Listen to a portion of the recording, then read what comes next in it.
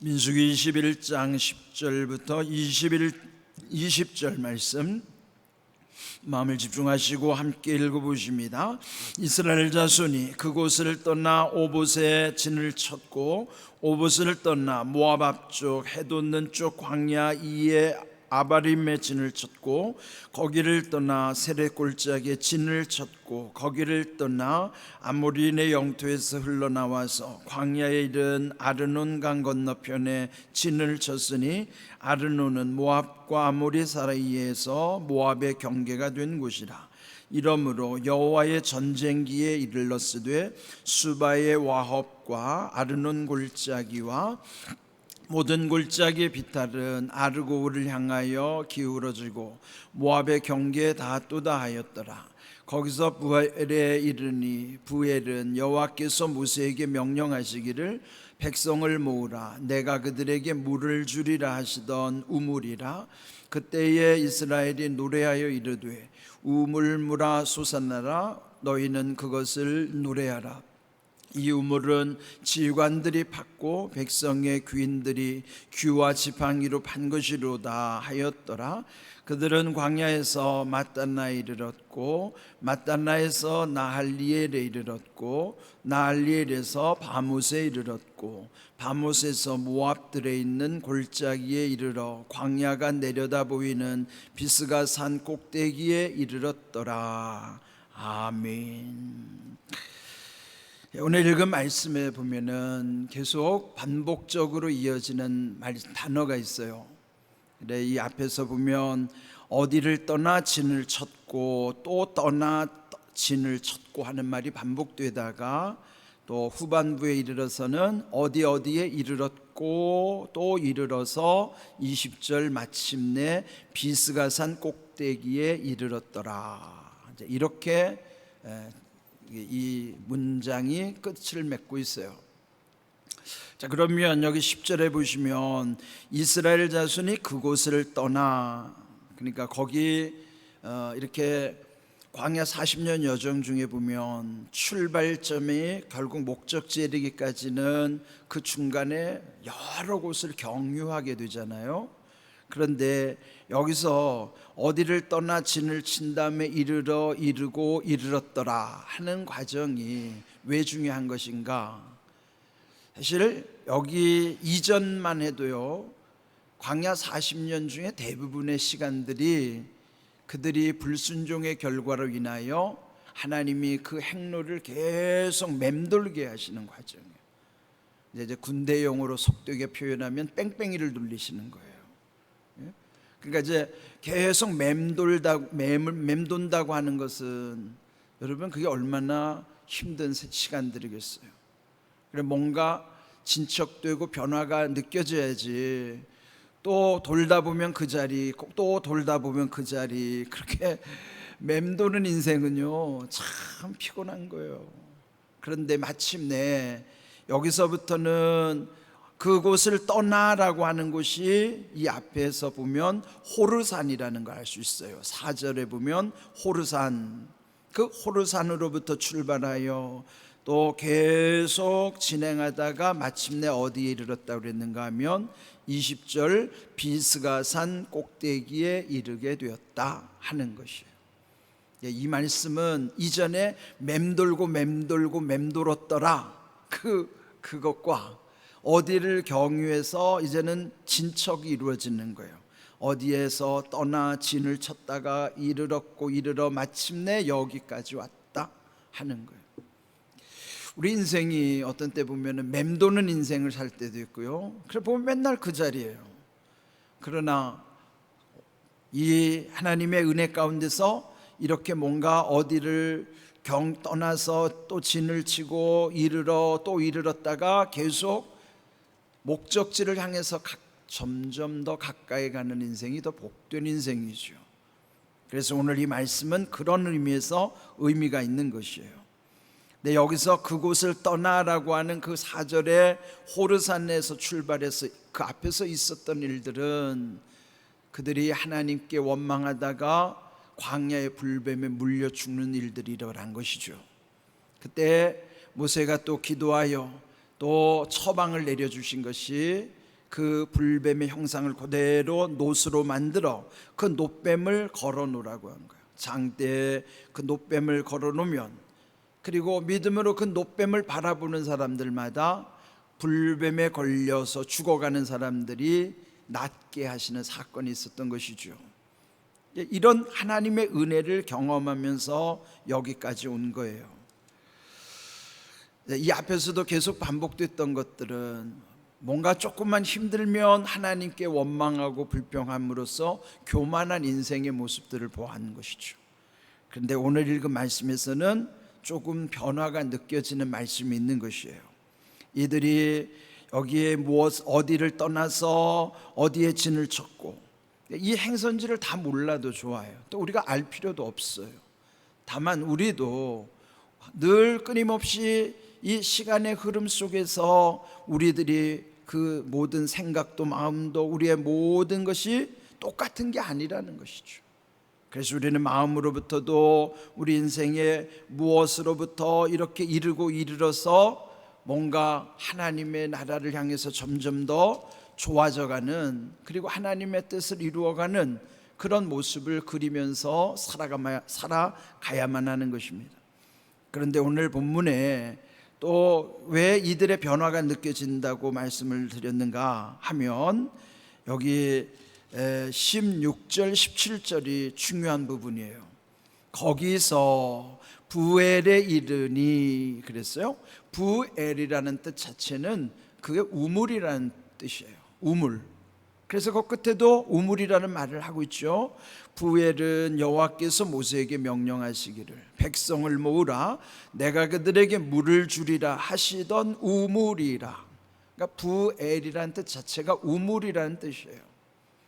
그러면 여러분, 그 사막에서 광야에서 갈급한 인생에게 있어서 제1의 필수품은요, 생수를 얻는 일이에요. 그런데 그 부엘에 이르렀을 때 하나님은 모세에게 명령하시기를 그 백성을 모으라 하시고 그 부엘에서부터 우물을 주신 거예요. 우물이라고 하는 것이 하나님이 주시는 선물이죠. 그런데 17절 그때에 이스라엘이 노래하여 이르되, 하나님의 은혜를 경험하고 그들이 노래를 부르는 거예요. 하나님의 은혜를 힘입어 하나님께 감사의 찬송을 드리는 것이죠. 그러면서 우물물아 솟아나라 너희는 그것을 노래하라. 이런 거기서 하나님께 영광을 돌리는 일들. 또 그러면서 그 과정 속에 보면은 그 우물을 팔 때 지휘관들이 받고 백성의 귀인들이 규와 지팡이로 판 것이라. 규라고 하는 거는요, 지휘봉이에요.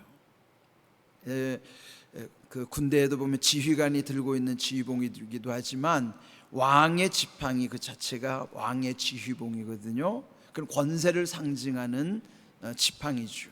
그래서 그 규와 또 다른 지팡이로 판 것이라는 것은 하나님의 명령을 따라 모세는 각 지휘관들에게 명령을 내릴 때 거기에 하나님의 뜻을 일사불란하게 순종함으로써 그 부엘의 은혜를 그들이 경험했음을 여기 기록하고 있는 것이에요. 그런데 여기서 표현이 뭐냐면 16절 거기서 17절 그때에, 이 두 단어예요. 그때 거기서. 우리 인생을 집약적으로 표현하면은 인생은 시간 속에 어느 공간에 위치하는 거라고요.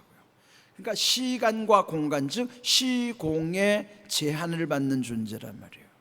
그런데 이들이 그때 거기라고 하는 것은 이미 과거에 하나님의 은혜를 경험했음을 기억하고 있는 거예요. 어디서 기억하는 거예요? 지금 이곳에서 기억하고 있는 거예요. 지금 이곳에서 기억하기 때문에 그때 거기서라고 고백하고 있는 내용. 고백은 뭐예요? 항상 현재가 돼야 되는 거예요. 우리의 신앙의 고백은 현재가 돼야 돼요. 과거에 아무리 좋았더라고 해봤자 의미 없어요. 오늘 내가 지난날의 은혜를 기억하고 있느냐가 중요한 거예요. 지금 여기서 그들이 잊어버리지 않았고 기억하고 있는 것은 그때 거기서 하나님의 은혜 주셨음을 지금 여기서 기억하고 있는 거예요. 시공이라고 하는 건 시간적으로는 그때요, 공간적으로는 거기서란 말이에요. 그때 거기서가 지금 이들의 간증세는 지금 여기서 간증하고 있는 거예요. 근데 이게 왜 중요한가?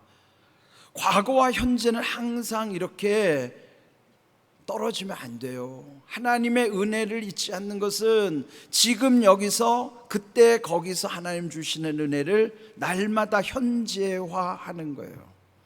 이게 왜 중요할까? 그때 거기서라는 표현은 참 신비한 표현입니다. 여기 지금 여기서 말할 때 그때 거기서 이미 경험했던 사실은 과거예요. 그런데 보세요, 그 과거의 경험을 지금 현재 누리고 기억하고 하나님의 은혜임을 내가 고백하는 게 왜 중요할까? 그 또한 앞으로 내가 경험하지 못한 시간과 장소 속에, 시간과 공간 속에도 거기서 또 하나님은 이전보다도 더 큰 은혜를 주실 것을 믿는 거예요. 그러면 그 미래를 표현할 때는 우리가 뭐라고 할까요? 미래를 표현할 때도 그때 거기서예요. 우리의 마지막 그때 거기서는 천국이라고요. 잘 생각해 보세요. 지금 여기서가 이전에 경험한 시간은 그때 거기서지만 아직 경험하지 못한 미래를 향한 소망 가운데도 그때 거기서란 말이에요. 이게 시간의 신비라고요. 그래서 그게 중요한 거예요. 지금 이 표현 속에 16절 17절 그때 거기서라고 하는 표현이 오늘 나에게 있어서는 지금 여기서 하나님의 은혜를 잊지 않고 살아가는 것이 중요한 거예요. 지금 여기서 하나님의 은혜를 기억하는 사람이 마침내 앞으로 아직은 이루어지지 않았지만 미래 소망 가운데 또 그때 거기서 하나님은 이전보다도 이후에 주시는 은혜와 복이 더 크게 하시는 거예요. 왜요? 거기가 천국이니까요. 우리는 그렇게 살아가는 크리스찬들이란 말이죠. 그러니까 세상 사람들과 가치관이 다르죠. 세상 사람, 하나님 모르는 사람들은 내세에 대해서 불안해하기만 하지 확신이 없는 거예요. 그러니까 개똥밭에 굴러 먹어도 저승보다 이승이 낫다고 말하는 거예요. 천국에 대한 소망이 있는 사람은 무슨 개똥밭에 굴러 먹어도 여기가 저기 다음 가는 세상보다 좋다고 말하겠어요? 그렇지 않죠. 그러니까 우리가 천국에 대한 소망을 갖고 산다는 것이 얼마나 귀한 일입니까? 그런데 그게 어디서 오는가? 지금 여기서 하나님의 은혜를 잊지 않는 삶이 중요한 거란 말이에요. 뭘요? 이전에 하나님의 은혜 받았음을, 하나님 내게 은혜 베풀어 주셨음을 잊지 않는 것이 중요하단 말이에요. 왜 지금이 중요하냐는 말이에요. 내 지금의 하나님의 은혜를 기억하는 것이, 과거의 하나님의 은혜를 감사하는 것이 미래도 더 큰 은혜와 복을 주심에 대한 하나님의 약속을 굳게 믿는 확신을 얻기 때문인 것이에요.